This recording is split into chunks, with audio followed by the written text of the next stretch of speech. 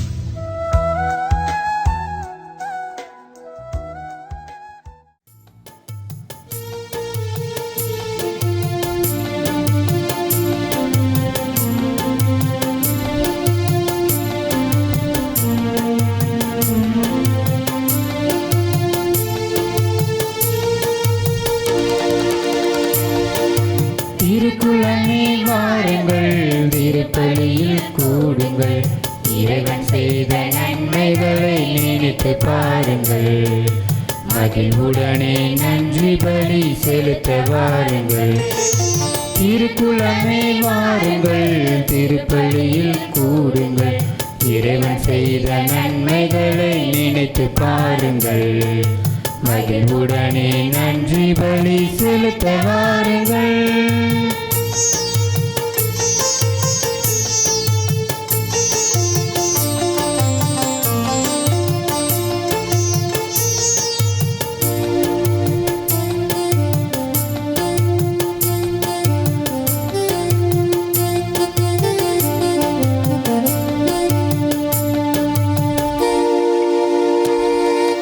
நேற்றும் என்றும் என்றும் மாறிடாத தேவன் தன்னையே பலியாக தருகிறார்.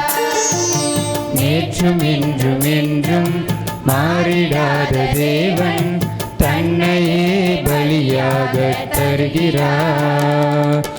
அவரின் தியாகத்தால் வாழ்வு பெறுகிறோம், அவரின் தியாகத்தால் வாழ்வு பெறுகிறோம். அவர் அன்பின் பிள்ளைகளாவோம், அவர் அன்பின் சாட்சிகளாவோம். திருக்குலமே வாருங்கள், திருப்பலியில் கூடுங்கள், இறைவன் செய்த நன்மைகளை நினைத்து பாருங்கள். மகிழ்வுடனே நன்றி பலி செலுத்த வாருங்கள்.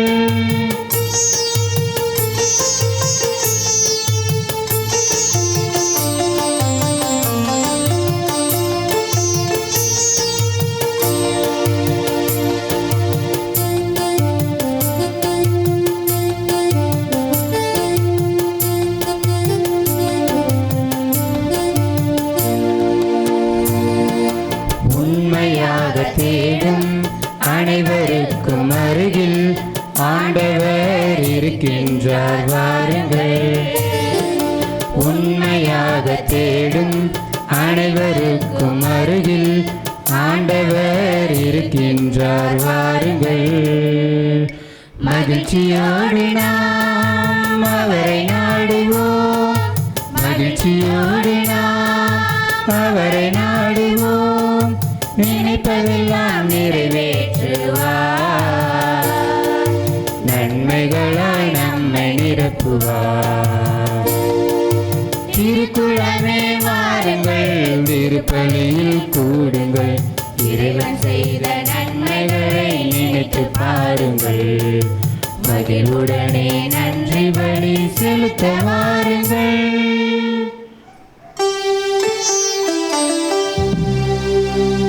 தந்தை மகன் தூய ஆவியாரின் பெயராலே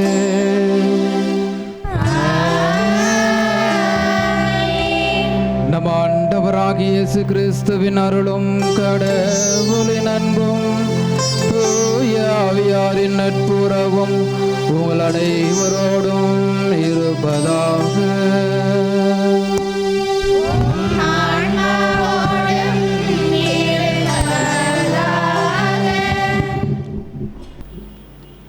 இயேசுவில் பிரியமான சகோதர சகோதரிகளே, இன்று தாய் திருச்சபையானது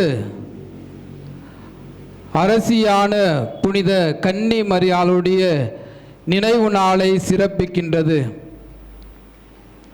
இருள் சூழ் பள்ளத்தாக்கில் நான் நடக்க நேர்ந்தாலும் கடவுள் என்னோடு இருப்பதால் எந்த தீங்கிற்கும் அஞ்ச மாட்டேன் என்று துணிந்து நின்றவள் அன்னை மரியாள்.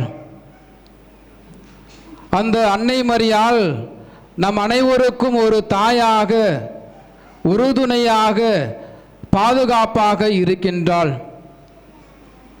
அத்தகைய தாய் விண்ணரசில் அரசியாக நமக்காக பரிந்து பேசுகின்றார். தாய் திருச்சபையானது அன்னை மரியாவை ஒரு அரசியாக கொண்டாடுகின்றது. ஆம், இயேசுவில் பிரியமானவர்களே, அன்னை மரியாள் நம் ஒவ்வொருவரையும் பாதுகாக்கவும் நமக்காக பரிந்து பேசவும் இந்த திருப்பலியில் வேண்டுவோம், ஜெபிப்போம். கடவுள் உங்கள் ஒவ்வொருவரையும் நிறைவாக ஆசீர்வதிப்பார். எனவே இந்த தூய திருப்பலி தகுந்தமிழ் ஒப்புக்கொடுக்க நாம் செய்த தவறுகள், பாவங்கள் அனைத்தையும் நினைத்து பார்த்து மனம் வருந்துவோம்.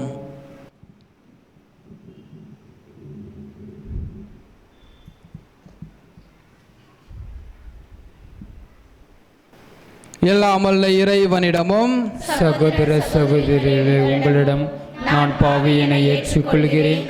ஏனெனில் என் சிந்தனையாலும் சொல்லாலும் செயலாலும் கடமையில் தவறியதாலும் பாவங்கள் பல செய்தேன். என் பாவமே, என் பாவமே, என் பெரும்பாவமே. ஆகையால் எப்போதும் கன்னியான புனித மரியாவையும் வானக தூதர் புனித அனைவரையும், சகோதர சகோதரி உங்களையும் நம் இறைவனாகிய ஆண்டவரிடம் எனக்காக வேண்டிக் கொள்ள மன்றாடுகிறேன். எல்லாம் வல்ல இறைவன் நம் மீது இரக்கம் வைத்து நம் பாவங்களை எல்லாம் மன்னித்து நம்மை நிலை வாழ்வுக்கு அழைத்து செல்வாராக. ஆமென்.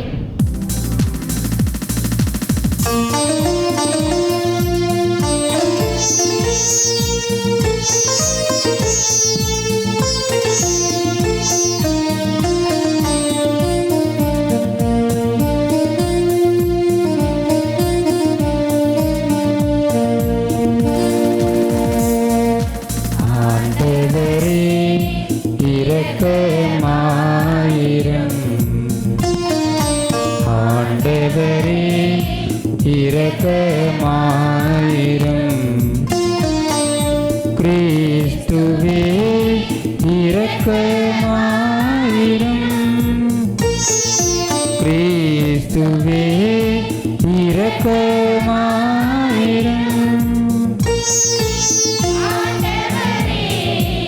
இரக்கமாயிரும்.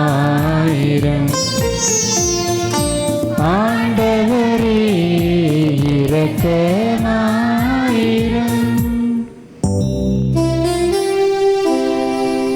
ஜெபிப்போமாக.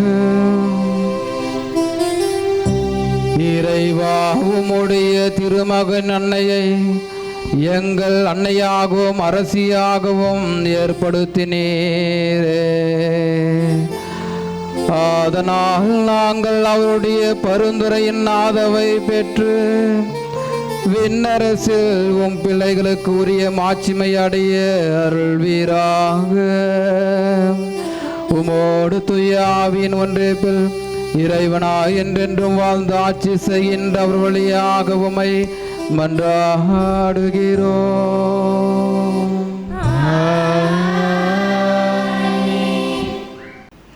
முதல் வாசகம். நகழ்மியும் அவர் தம் மருமகளான மோவாபிய பெண் ரூத்தும் பெத்லேஹம் வந்தனர். ரூத்து நூலிலிருந்து வாசகம். 1ஆம் அதிகாரம் 1, 3 முதல் 6, 14 16 மற்றும் 22 வரையிலான இறை வசனங்கள். நீதி தலைவர்கள் ஆட்சியாளராயிருந்த காலத்தில் நாட்டில் ஒரு கொடிய பஞ்சம் உண்டாயிற்று. யூதாவில் உள்ள பெத்லேஹம் ஊரை சேர்ந்த ஒருவர் பிழைப்பதற்கென்று தம் மனைவியையும் மைந்தர் இருவரையும் அழைத்து கொண்டு மோவாபு நாட்டிற்கு சென்றார். அவர் பெயர் எலிமலேக்கு. அவர்கள் மோவாபு நாட்டை அடைந்து அங்கு வாழ்ந்து வந்தார்கள். அவர்கள் அங்கே இருந்த காலத்தில் எலிமலேக்கு இறந்து போனார். எனவே நகோமி தம் 2 மைந்தரை தவிர வேறு துணையற்றவரானார். அவ்விருவரும் மோவாபு நாட்டு பெண்களை மணந்து கொண்டனர். ஒருவர் பெயர் ஒர்பா, மற்றவர் பெயர் ரூத்து. அவர்கள் பிழைக்க வந்து ஏறத்தாழ 10 ஆண்டுகள் ஆயின. பிறகு மக்லோனும் கிளியோனும் இறந்து போயினர். நகோமி தம் கணவரையும் 2 மைந்தரையும் இழந்து தன்னந்தனியராய் விடப்பட்டார். நகோமியின் சொந்த நாட்டில் ஆண்டவர் தம் மக்களை கருணையுடன் கண்ணோக்கி அவர்களுக்கு உணவு கிடைக்கும்படி செய்தார். இதை நகோமி மோவாபு நாட்டில் இருந்தபோதே கேள்விப்பட்டார். எனவே அவர் மோவாபு நாட்டை விட்டு போக ஏற்பாடு செய்தார். அதை கேட்டு அவர்கள் மீண்டும் கதறி அழுதார்கள். பிறகு ஒர்பா தம் மாமியாருக்கு முத்தம் கொடுத்துவிட்டு திரும்பி சென்றார். ஆனால் ரூத்தோ பிரிந்து போக மறுத்துவிட்டார். நகோமி அவரிடம், இதோ பார், உன் ஒரகத்தி தன் இனத்தவரையும் தன் தெய்வங்களையும் நோக்கி திரும்பி போய்விட்டாள். அவளைப் போல நீயும் திரும்பி போ என்றார். அதற்கு ரூத்து, உம்மோடு வராமல் உம்மை விட்டு பிரிந்து போகும்படி என்னை நீர் வற்புறுத்த வேண்டாம். நீர் செல்லும் இடத்திற்கே நானும் வருவேன். உமது இல்லமே எனது இல்லம், உம்முடைய இனமே எனது இனம், உம்முடைய தெய்வமே எனக்கு தெய்வம் என்றார். இவ்வாறு நகோமியும் அவர் தம் மருமகளான மோவாபிய பெண் ரூத்தும் அந்நாட்டை விட்டு திரும்பி வந்தனர். அவர்கள் பெத்லேஹம் ஊர் வந்து சேர்ந்தபோது வார்கோதுமை அறுவடை தொடங்கியிருந்தது. ஆண்டவரின் அருள்வாக்கு. இறைவனுக்கு நன்றி.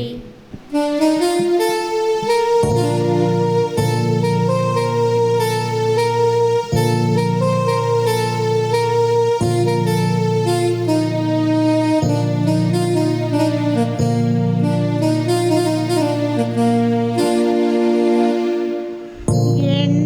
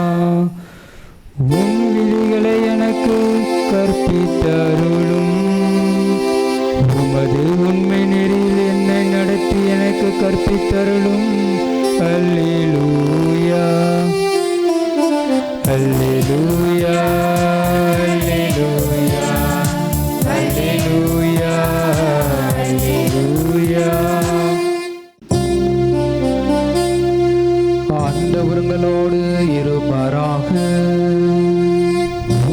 ஆன்மாவோடும் இருப்பாராக. மத்தேயு எழுதிய தூய நற்செய்தியிலிருந்து வாசகம். ஆண்டவரே மாட்சி உமக்கே.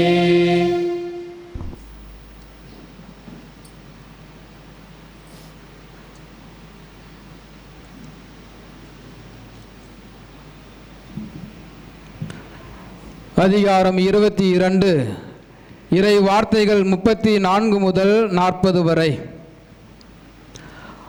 அக்காலத்தில் இயேசு சதுசேயரை வாழவைக்க செய்தார் என்பதை கேள்விப்பட்ட பரிசேயர் ஒன்று கூடி அவரிடம் வந்தனர். அவர்களிடையே இருந்த திருச்சட்ட அறிஞர் ஒருவர் அவரை சோதிக்கும் நோக்குடன், போதகரே, திருச்சட்ட நூலில் தலைசிறந்த கட்டளை எது என்று கேட்டார்.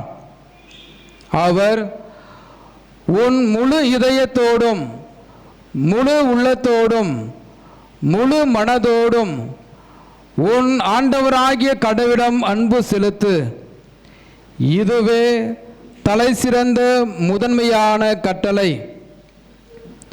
உன் மீது நீ அன்பு கூறுவது போல உனக்கு அடுத்திருப்பவர் மீதும் அன்பு கூறுவாயாக என்பது இதற்கு இணையான இரண்டாவது கட்டளை. திருச்சட்ட நூல் முழுமைக்கும் இறைவாக்கு நூல்களுக்கும் இவ்விரு கட்டளைகளே அடிப்படையாக அமைகின்றன என்று பதில் அளித்தார். ஆண்டவரின் அருள்வாக்கு.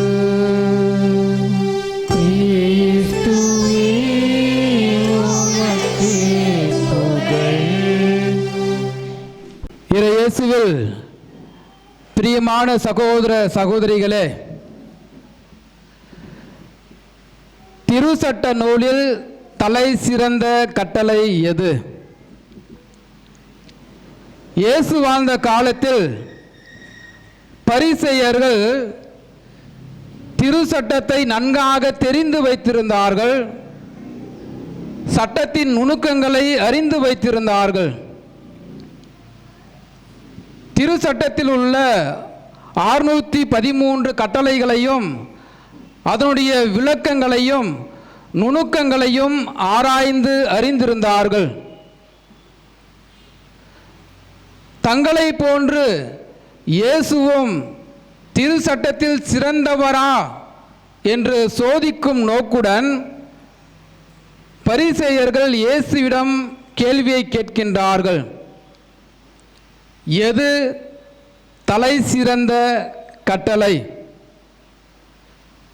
இயேசு எளிமையான முறையில், அனைவரும் புரிந்து கொள்ளுகின்ற ஒரு முறையில், கடவுளின் கட்டளைகளில் ஒரு எளிமையான அன்பு செய்க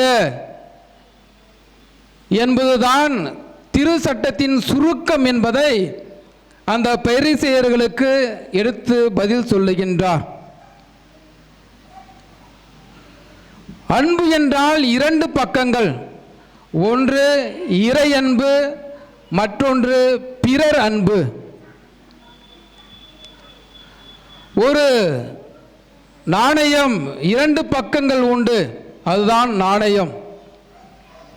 அதே போலதான் அன்புக்கு 2 பக்கங்கள், ஒன்று இறை அன்பு, மற்றொன்று பிறர் அன்பு. பழைய ஏற்பாட்டில் நாம் பார்க்கலாம், பழைய ஏற்பாட்டில் கட்டளைகள் பல உண்டு. ஆனால் அந்த 2 கட்டளைகளில் இயேசு ஒரு கட்டளையாக மாற்றுகின்றார். உதாரணம், இணைச்சட்ட நூல் அதிகாரம் 6 இறைவார்த்தை 5, உன் கடவுளாகிய ஆண்டவரிடம் அன்பு கூறுவாயாக என்ற சட்டத்தையும், லேவியர் புத்தகம் அதிகாரம் 19 இறைவார்த்தை 18, உன் மீது நீ அன்பு கூறுவது போல அடுத்திருப்பவர் மீதும் அன்பு கூறுவாயாக என்ற சட்டத்தையும் பார்ப்பதற்கு இரண்டாக இருந்தாலும் இயேசுனுடைய போதனையில் ஒன்றாக இணைக்கின்றார், பின்னி பிணையாக இருக்கின்றது. ஆம், இயேசுவில் பிரியமான சகோதர சகோதரிகளே, நம்முடைய வாழ்க்கையிலும் கூட மனிதர்களை நாம் அன்பு செய்ய வேண்டும். மனிதர்களை அன்பு செய்யாமல் கடவுளை அன்பு செய்ய முடியாது.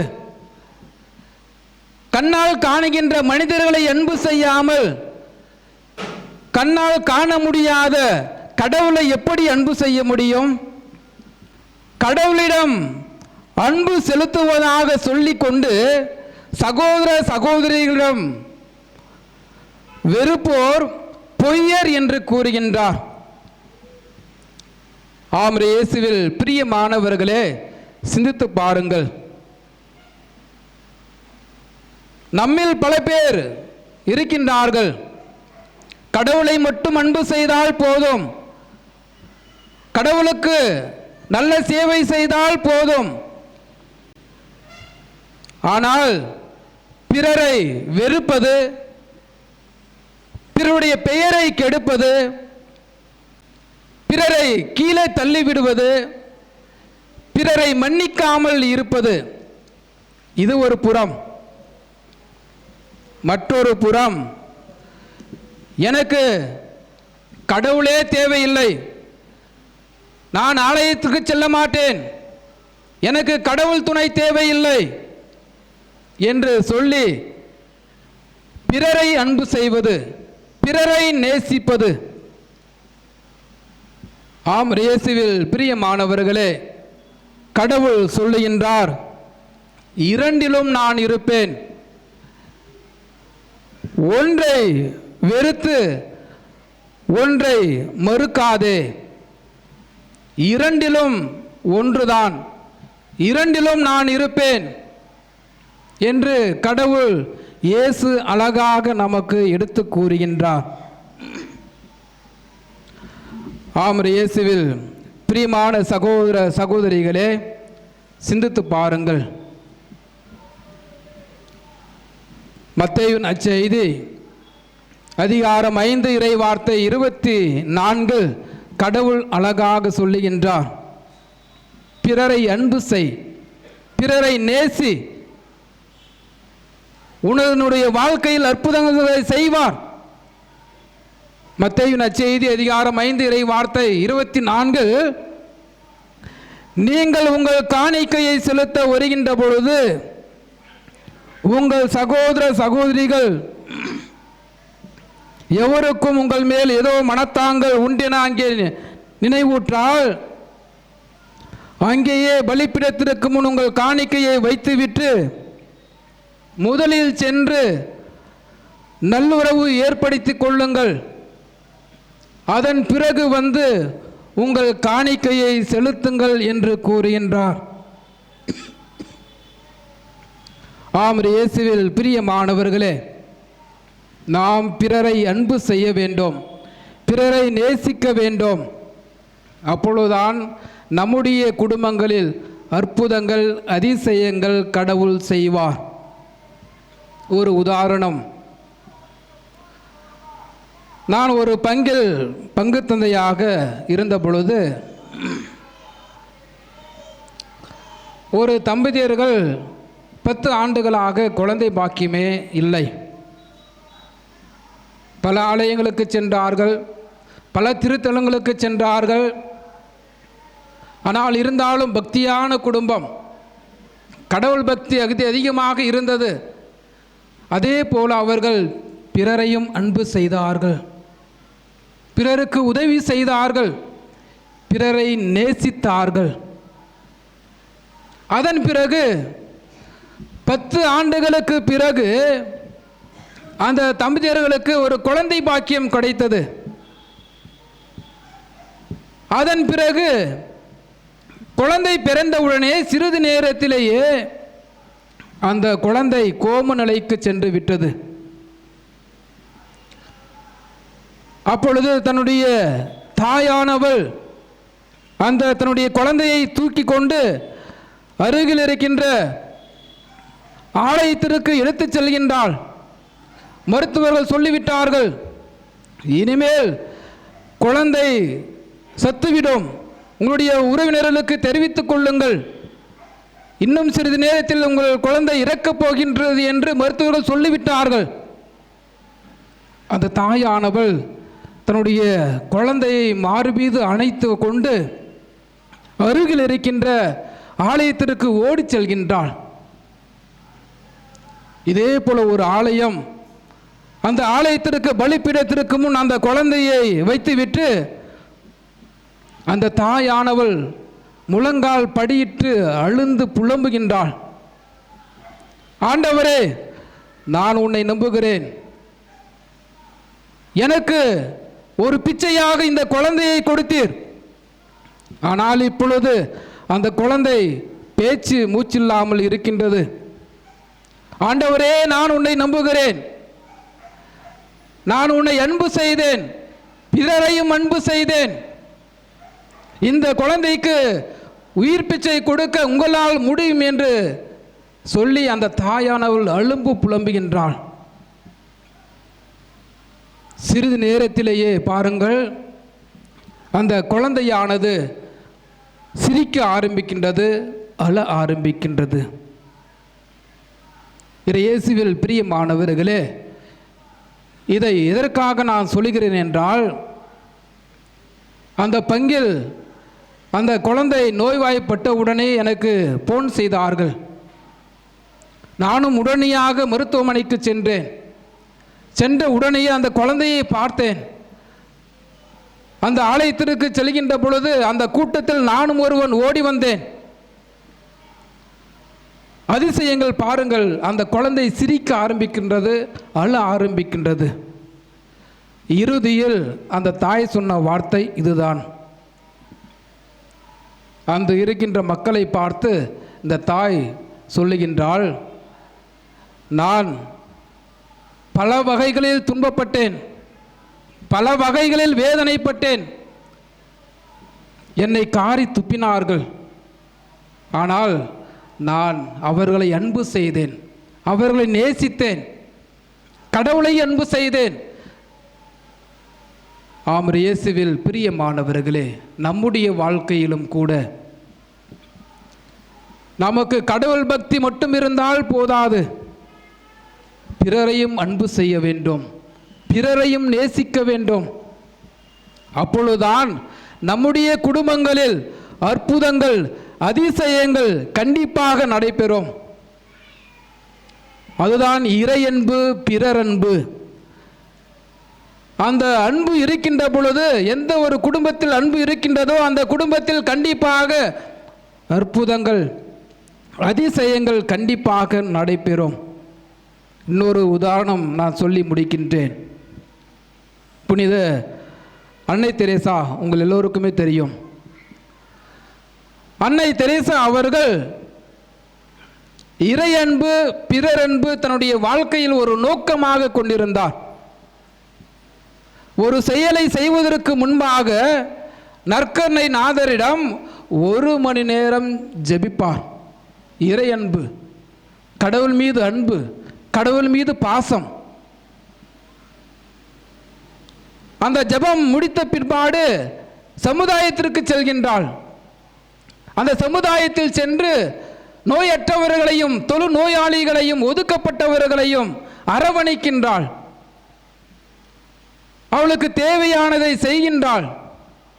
தொழு நோயாளிகளை தன்னுடைய கரங்களால் முத்தமிட்டு தூய்மை செய்து அவர்களை அன்பு செய்கின்றாள். அதுதான் பிறர் அன்பு. இயேசுவில் பிரியமானவர்களே, சிந்தித்து பாருங்கள். என்னுடைய வாழ்க்கையில், என்னுடைய குடும்பத்தில் கடவுள் அன்பு, பிறர் அன்பு இருக்கின்றதா? நான் கடவுளை மட்டும் அன்பு செய்தால் போதாது, என் அருகில் இருக்கின்ற அடுத்தவர்களையும் பிறரையும் அன்பு செய்ய வேண்டும். எனவே நாமும் பிறரையும் அன்பு செய்து வாழ்வோம். கடவுள் உங்கள் ஒவ்வொரு குடும்பத்தையும் நிறைவாக ஆசீர்வதிப்பார். ஆமீன்.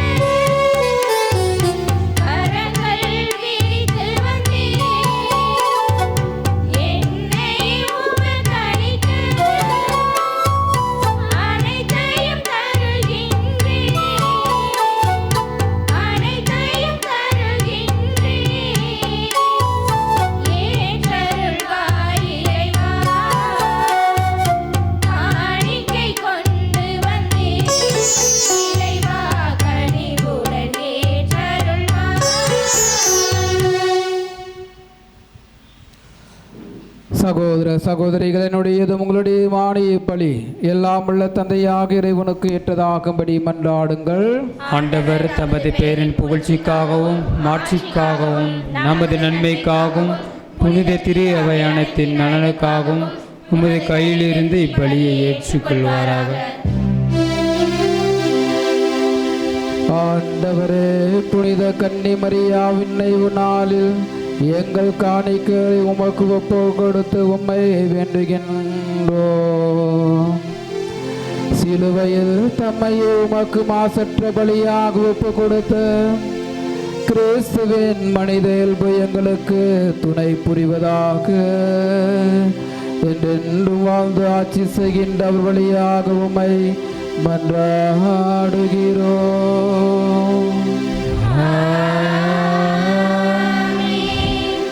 ஆண்டவர் உங்களோடு இருப்பாராக.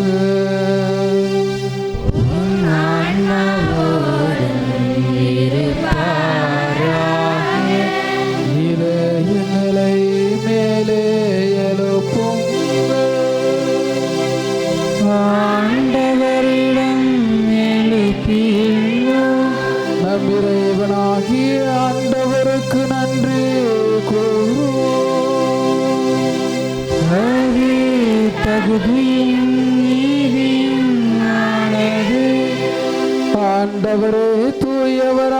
தந்தையே, புனிதர் அனைவரும் வியங்கும் மேன்மையை கண்டு நாங்கள் உம்மை வியத்தகு உரியவர் என அறிக்கையிடுவதும் மிக சிறப்பாக புனித கன்னிமரியாவை நினைவு கூறும் என்று அவருடைய நன்றி கலந்த புகழுரையால் உமது கனிவை ஏற்றி போற்றுவதும் மெய்யாகவே தகுதியும் நீதியுமாகும்.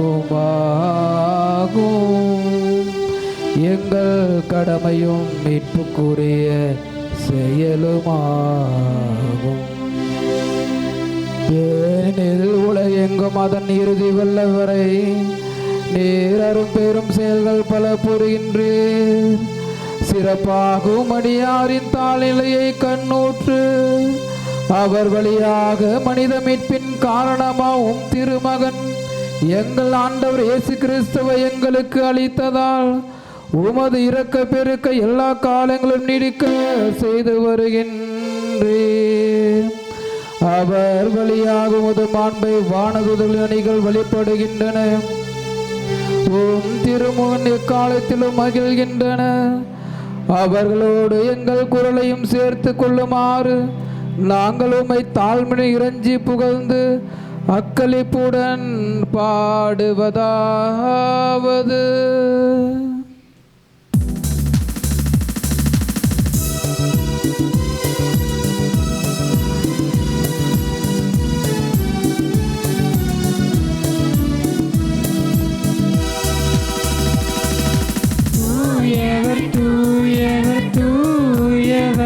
வான்படைகளின் கடவுளமான விண்ணகமும் மண்ணகமும் உமது மாட்சியால் நிறைந்துள்ளன. உன்னதங்களிலே ஓசானா, உன்னதங்களிலே ஓசானா. ஆண்டவர் பெயரால் வருகிறவர்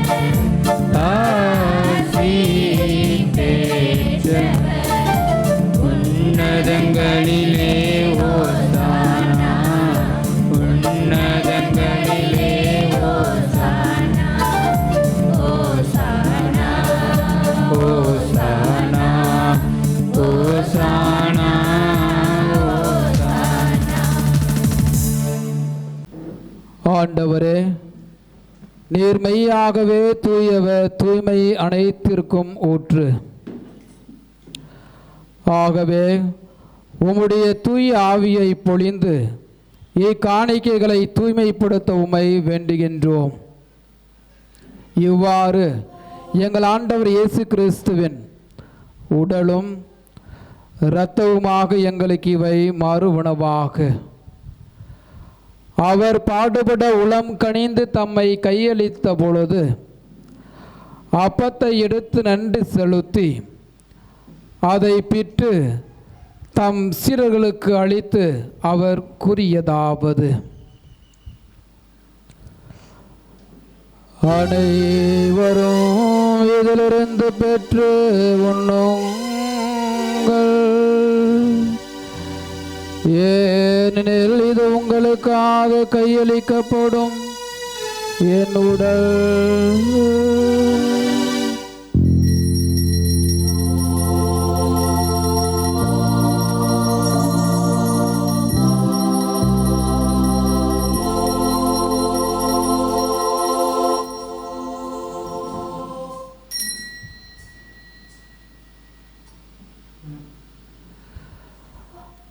வண்ணமே இரவு விருந்தை அருந்திய பின் கிண்ணத்தை எடுத்து மீண்டும் உமக்கு நன்றி கூறி தம் சீடர்களுக்கு அளித்து அவர் கூறியதாவது: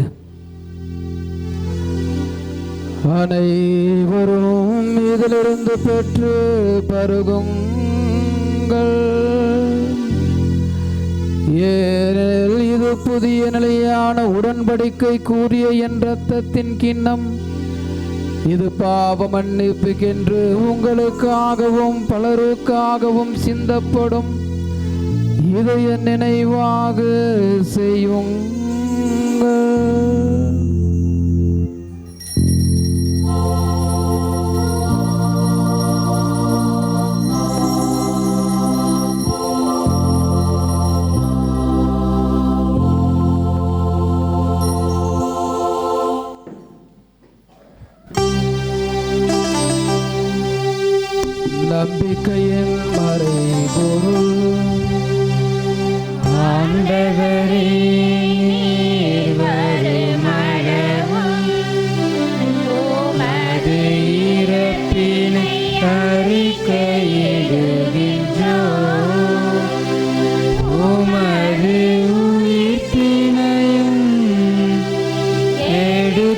உரைக்கின்றோம். ஆகவே ஆண்டவரே, நாங்கள் கிறிஸ்துவின் இறப்பையும் உயிர்ப்பையும் நினைவு கூர்ந்து வாழ்வதரும் அப்பத்தை மீட்பளிக்கும் கிண்ணத்தையும் ஒப்பு கொடுக்கின்றோம். உம் திருமணின்ற உமக்கு ஊழியம் புரிய தகுந்தவர்கள் என எங்களை ஏற்றுக்கொண்டீர். எனவே உமக்கு நன்றி செலுத்துகின்றோம். மேலும் கிறிஸ்துவின் உடலிலும் இரத்தத்திலும் பங்கு கொள்ளும் எங்களை தூய் ஆவியார் ஒன்று சேர்க்க வேண்டுமென உம்மை தாழ்மையுடன் மன்றாடுகின்றோம். ஆண்டவரே, உலகெங்கும் பரவி இருக்கும் திரு ஆவியை நினைவு கூர்ந்தருளும். எங்கள் திருத்தந்தை லியோ, எங்கள் ஆயர் லாரன்ஸ் பயஸ், எல்லா திருநிலையினர் ஆகிய அனைவரோடும் உமது திரு அன்பில் நிறைவு பெற செய்தருளும். மேலும் உயிர்த்தலும் எதிர்நோக்குடன் துயில் கொள்ளும் எங்கள் சகோதர சகோதரிகளையும் இறந்தோர் அனைவரையும் இரக்கத்துடன் நினைவு கூர்ந்து உமது திருமுக ஒளிக்குள் ஏற்றலும். எங்கள் அனைவர் மீதும் இரக்கமாயிரும். கடவுளின் கன்னித்தாயன புனித மரியா, அவருடைய கணவரான புனித யோசேப்பு, புனித திருதூதர்கள், இவ்வுலகிலும் உகுந்தவராய் இருந்தோர் ஆகிய புனிதர் அனைவருடனும் நாங்கள் வாழ்வு பங்கு கொள்ளும் தகுதி பெற்று உம் திருமகன் இயேசு கிறிஸ்து வழியாக உம்மை புகழ்ந்தேத்து மரமருள உம்மை மன்றாடுகின்றோம்.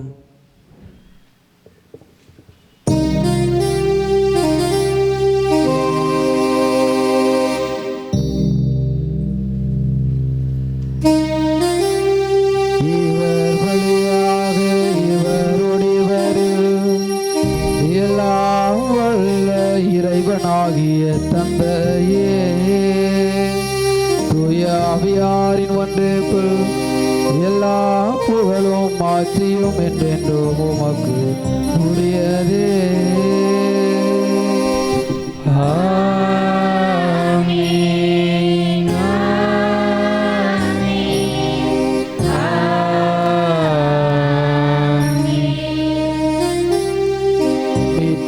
கட்டளையால் கற்பிக்கப்பட்டு இறை படிப்பினால் பயிற்சி பெற்ற நம் அனைவரும் துணிந்து பாடுவோம்.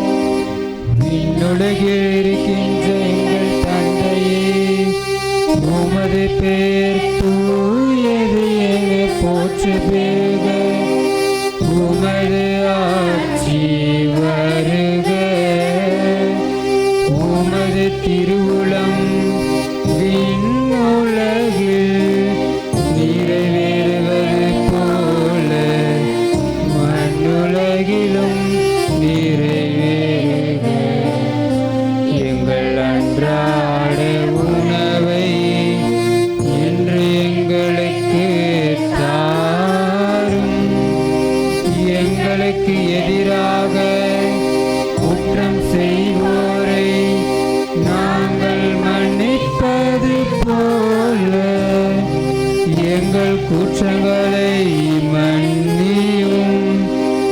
எங்களை சோதனைக்கு உட்படுத்தாதேயும். தீமையிலிருந்து எங்களை விடுவித்தருளும். ஆண்டவரே, தீமை அனைத்திலிருந்தும் எங்களை விடுவித்து எங்கள் வாழ்நாளில் அமைதியை கனியுடன் அருள உம்மை மன்றாடுகின்றோம். உமது இரக்கத்தின் உதவியால் நாங்கள் பாவத்திலிருந்து எப்பொழுதும் விடுதலையை பெற்று யாதொரு கலக்கமின்றலமாயிருப்போமாக. நாங்கள் எதிர்நோக்கியிருக்கும் பேர்பத்திற்காகவும் எம் மீட்பராகிய இயேசு கிறிஸ்துவின் வருகைக்காகவும் காத்திருக்கின்றோம். ஏனெனில் ஆட்சியும் வல்லமையும் மாட்சியும் என்றென்றும் உமதே. ஆண்டவரே இயேசு கிறிஸ்துவே, அமைதியை உங்களுக்கு விட்டுச் செல்கின்றேன், என் அமைதியை உங்களுக்கு அளிக்கின்றேன் என்று உம் திரு தூதர்களுக்கு மொழிந்தீரே.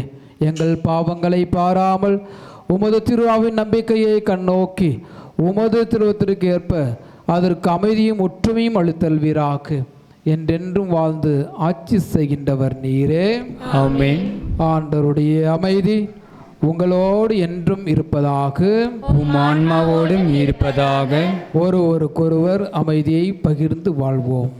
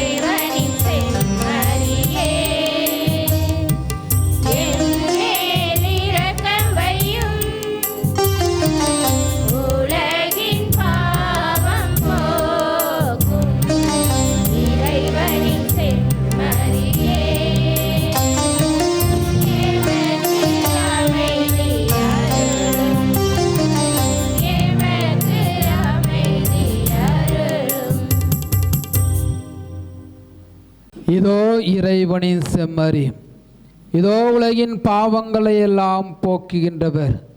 இத்தகைய விருந்துக்கு அழைக்க பெற்றோர் பேறு பெற்றோர். ஆண்டவரே, நீர் என் நிலத்தில் எழுந்தருள நான் தகுதியற்றவள். ஆனால் ஒரு வார்த்தை மட்டும் சொல்லியருளும், எனது ஆன்மா நலமடையும்.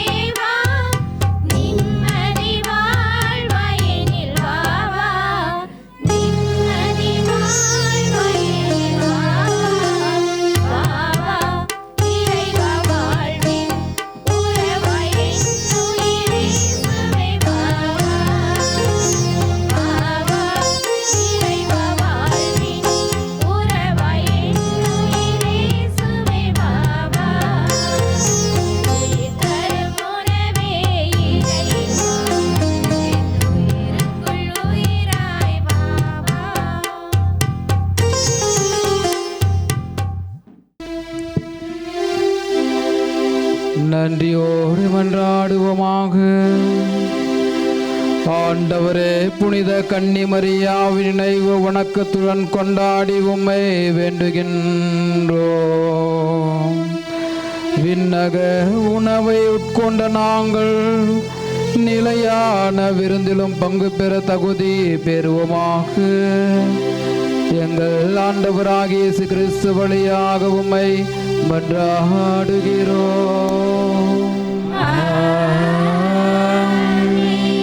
ஆண்டவருங்களோடு இருப்பாராக. ஆன்மாவோடும் இருப்பாராக. எல்லாம் உள்ள இறைவன் தந்தை மகன் தூய ஆவி உங்கள் ஒவ்வொருவரையும் நிறைவாக ஆசீர்வதிப்பாராக.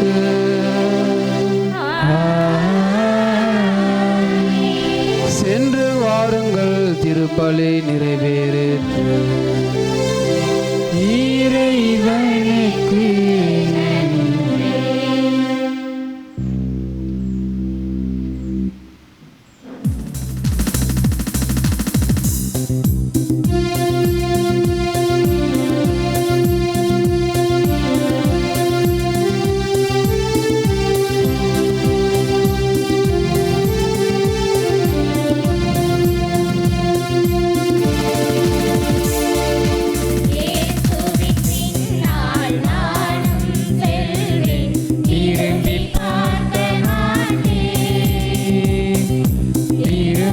பார்க்க மாட்டேன்.